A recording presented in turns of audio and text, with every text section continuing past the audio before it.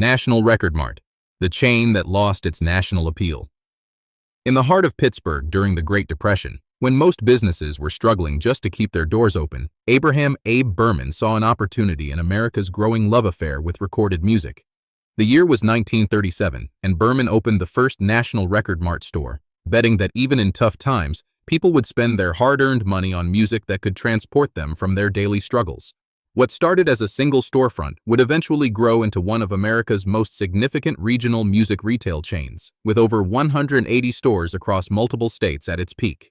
For 6 decades, National Record Mart would ride the waves of America's changing musical tastes, from big band and jazz through rock and roll, disco, and into the CD era. The company would witness and participate in music retail's golden age, when record stores were cultural gathering places and discovering new music meant flipping through vinyl records and listening to recommendations from knowledgeable staff. But National Record Mart's story is ultimately one of a company that couldn't adapt quickly enough to the seismic shifts that would reshape the music industry in the 1990s and early 2000s, transforming from a beloved regional institution into a cautionary tale about the perils of standing still in a rapidly evolving marketplace. Abraham Berman's vision for National Record Mart was simple but prescient: create stores that offered extensive selections of recorded music at competitive prices while providing knowledgeable customer service that could help music lovers discover new artists and genres. The company's early success came from understanding that record retail was about more than just moving inventory. It was about creating a cultural experience. During its first 2 decades, National Record Mart established itself as the go-to destination for serious music collectors in Western Pennsylvania, building a reputation for carrying hard-to-find recordings and maintaining deep catalogs across multiple genres. The company's growth accelerated dramatically in the post-World War II era as the American economy boomed and disposable income increased. By the 1950s, National Record Mart had expanded beyond Pittsburgh, opening locations throughout Pennsylvania and beginning its transformation from a local business into a regional powerhouse. The company went public in 1961, raising capital that would fuel aggressive expansion throughout the 1960s and 1970s. This public offering, trading on the NASDAQ under the symbol NRMI, provided the financial resources necessary to compete with larger national chains while maintaining the company's focus on customer service and musical expertise that had made it successful. The 1960s and 1970s represented National Record Mart's golden age as the company rode the wave of rock and roll's explosive popularity and the broader cultural revolution that made music central to American youth identity. During this period, the chain expanded rapidly across the Mid-Atlantic and Midwest regions, opening stores in Ohio, West Virginia, Maryland, Virginia, and eventually reaching into the Carolinas and Florida. The company's success during these decades wasn't just about being in the right place at the right time. National Record Mart distinguished itself through several innovative practices that would become industry standards. The chain was among the first to implement sophisticated inventory management systems that allowed stores to track which albums were selling in specific markets, enabling better purchasing decisions and reducing the dead inventory that plagued many music retailers. National Record Mart also pioneered the use of listening stations in their stores, allowing customers to preview albums before purchasing, a revolutionary concept that enhanced the shopping experience and reduced returns. By 1975, the company operated over 120 stores and had established itself as the dominant music retailer in many of its markets, with annual revenues exceeding $50 million and a reputation for discovering and promoting new artists through in-store promotional events and early adoption of new releases. The late 1970s and early 1980s brought both opportunities and challenges that would test National Record Mart's adaptability and strategic vision. The disco boom of the late 1970s provided a significant revenue surge, but the company's management team recognized the dangers of becoming too dependent on any single musical genre or format. When disco's popularity crashed almost overnight, National Record Mart's diversified inventory strategy helped the company weather the downturn better than many competitors who had overcommitted to the genre. However, the early 1980s recession hit the music retail industry particularly hard as consumers reduced discretionary spending and many record stores struggled with declining foot traffic. National Record Mart responded by implementing cost-cutting measures, including store closures in underperforming markets and renegotiation of lease terms in key locations. The company also began experimenting with expanded product lines, adding music-related merchandise, blank cassette tapes, and even early video game systems to supplement traditional record and cassette sales. This diversification strategy reflected management's growing awareness that the music retail landscape was becoming more complex and competitive.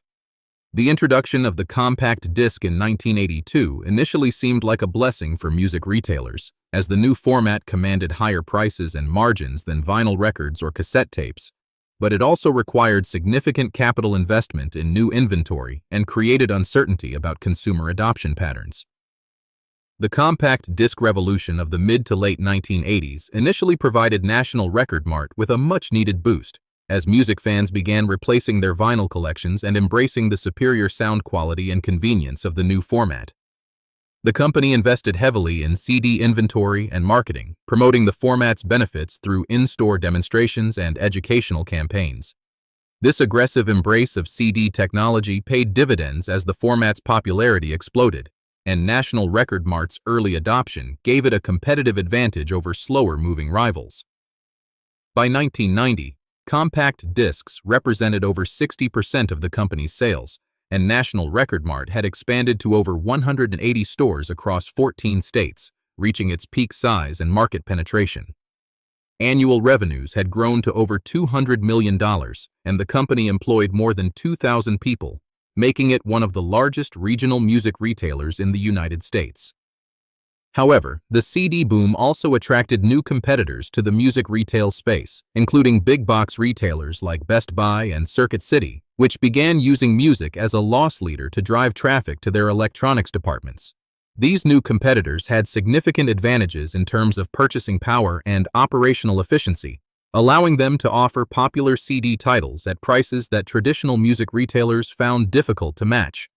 National Record Mart's management team recognized the threat but struggled to develop effective counter-strategies that wouldn't compromise the company's core values of selection and service. The 1990s brought a series of challenges that would ultimately prove insurmountable for National Record Mart, as the music retail landscape underwent fundamental changes that favored large, efficient operators over regional specialists. The emergence of big-box retailers as major players in music sales created pricing pressures that squeezed margins across the industry. Walmart became the largest music retailer in the United States during this period, using its massive scale and operational efficiency to offer popular CDs at prices that smaller chains couldn't match. Meanwhile, specialty music retailers faced additional competition from mass merchants like Target and Kmart, which expanded their music selections and used aggressive pricing strategies to attract customers.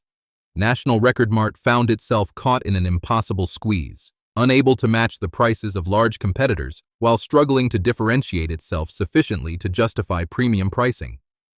The company attempted various strategies to maintain relevance, including emphasis on its superior selection of catalog titles, classical music, and jazz recordings that mass merchants typically didn't carry extensively. National Record Mart also invested in upgraded store designs and enhanced customer service training, hoping to create shopping experiences that would justify higher prices. However, these efforts required significant capital investment at a time when the company's cash flow was under pressure from declining same-store sales and margin compression. The rise of the internet and digital music in the late 1990s and early 2000s presented National Record Mart with challenges that the company's traditional business model simply couldn't address effectively. Online retailers like Amazon began offering vast music selections at competitive prices with the convenience of home delivery, appealing to many of the serious music collectors who had been National Record Mart's core customers. The company made some attempts to establish an online presence, launching a website that offered mail-order sales, but these efforts were too late to compete effectively with dedicated e-commerce operations.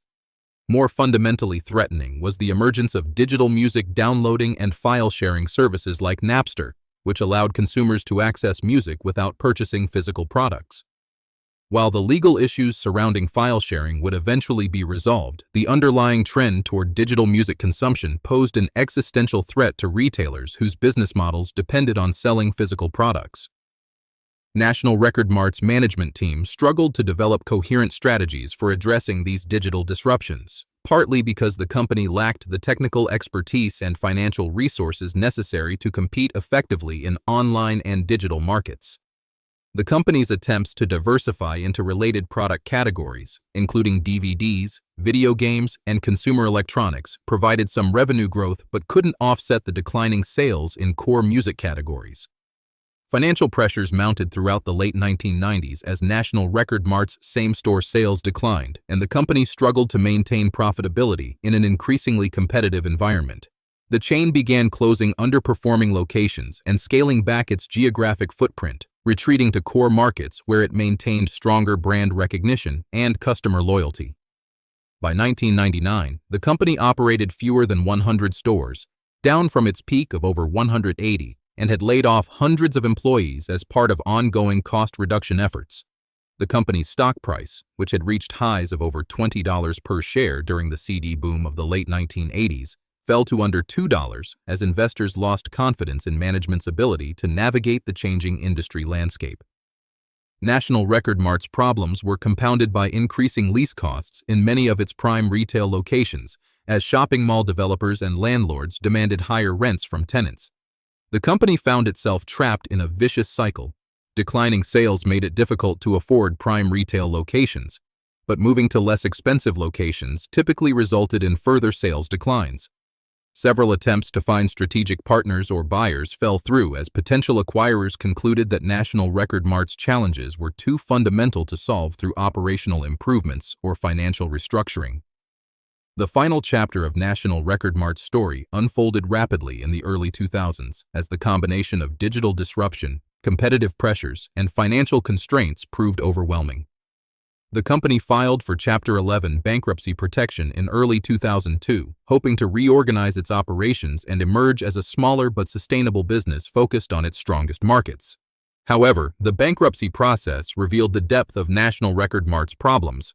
The company owed millions of dollars to suppliers, landlords, and other creditors, while its remaining assets were insufficient to support a meaningful reorganization plan.